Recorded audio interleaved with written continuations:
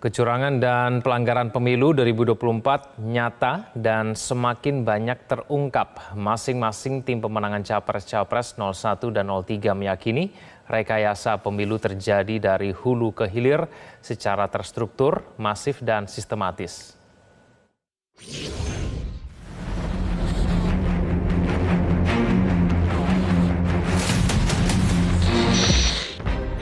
Berbagai indikasi kecurangan dan pelanggaran pemilu dalam Pilpres 2024 semakin banyak terungkap. Tim Nasional Pemenangan Anies Mohaimin, Timnas Amin mengatakan ada 9 pola kecurangan dalam pemilu kali ini yang diyakini merupakan tindakan terstruktur, masif, dan sistematis. Anggota Dewan Pakar Timnas Amin, Bambang Wijoyanto mengatakan pelanggaran pemilu yang terjadi membuat klaim kemenangan yang digaungkan menjadi tidak valid, sebab kuantitas yang dirumuskan tidak berbasis pada kualitas. Kuantitas itu tidak berbasis pada kualitas penyelenggaraan pemilu. Sehingga klaim kemenangan itu menjadi tidak valid karena kuantitas yang dirumuskan itu tidak berbasis pada kualitas penyelenggaraan pemilu yang diatur oleh undang-undang itu.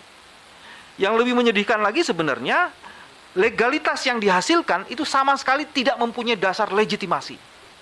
Mas SS, Mas Sudirman tadi mengatakan seperti itu.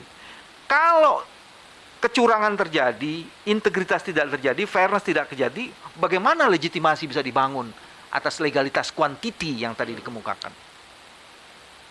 Kami hampir sampai pada kesimpulan bahwa masif, sistematik, dan terstruktur itu benar-benar terjadi dengan kualitas kadar pelanggarannya yang jauh lebih dahsyat ketimbang tahun-tahun sebelumnya.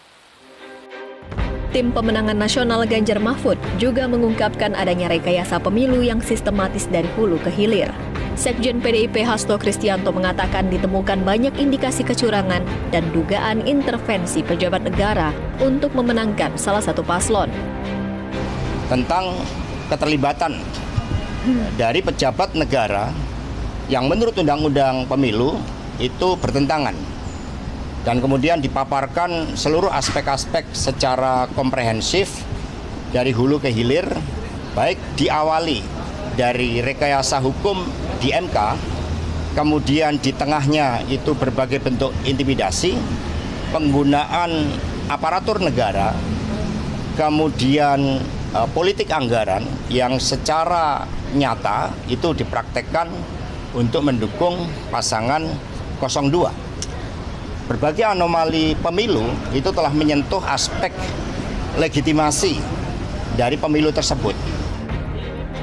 Sementara itu, pakar hukum tata negara Ferry Amsari mengatakan bukan tidak mungkin sistem algoritma KPU juga merupakan bagian dari kecurangan. Namun Ferry menegaskan kecurangan yang terjadi juga harus dilihat di luar hasil karena ada banyak peristiwa yang terjadi sebelum pencoblosan yang sangat mungkin mempengaruhi hasil suara. Bukan tidak mungkin bagian dari sistem algoritma IT yang ada di KPU bagian dari kecurangan itu. Karena mestinya KPU sudah rancang dilarang 300 suara masuk. Tapi tidak dilakukan. Makanya dari awal kami sudah menyatakan bahwa paket curang ini sudah dari hulu sampai hilir kalau pakai istilah Gibran gitu ya. Jadi tidak mungkin lagi dijelaskan satu persatu.